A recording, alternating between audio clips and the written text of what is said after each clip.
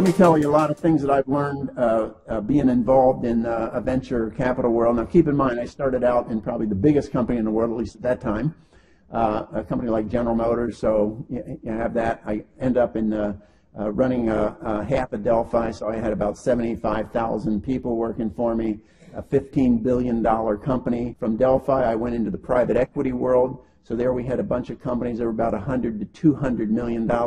You get them. They're in bad shape, you're trying to fix them up, and then eventually you got to monetize them. Then you get into the venture world. That's the next step for the crazies that really want to take a shot at a high risk. Then you end up in companies that have 10 people or 40 people or 30, something like that.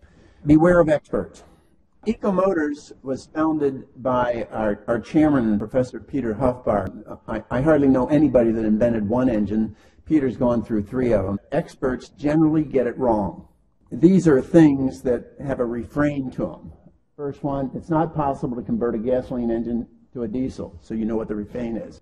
You cannot use a rubber tooth belt to drive a camshaft. That's the way the world runs right now. But Peter did this when he was at Volkswagen. It's not possible to use an aluminum radiator. That's the only kind of radiators we have today. And then it's not possible to have an emissions-free natural gas burner. And he did these things. So these were experts telling a guy that had an idea that it's not possible. And then he went off and did it.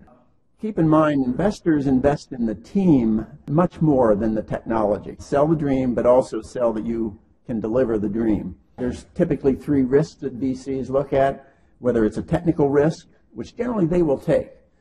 Commercial risk, that is, if the technical works, will the dogs eat the dog food?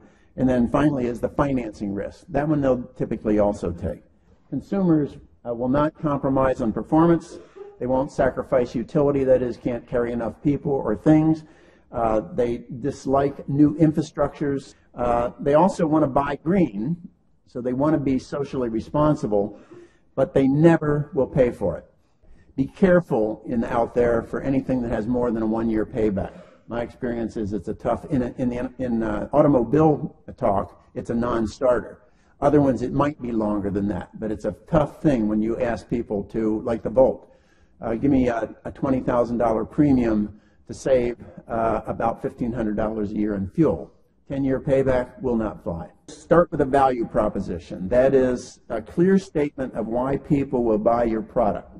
What's the issues that are really central to the area you're in, whether it's farming or software or something like cars or trucks or those sort of things, and have your own musings about it, and it'll just help, I think, in keeping that beacon in front of you.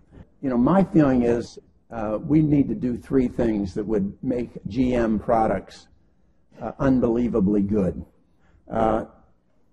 In those days, I said, you know, we have a product here that kills about 50,000 people a year. So what we need is cars that don't have accidents, an electronic cocoon around that.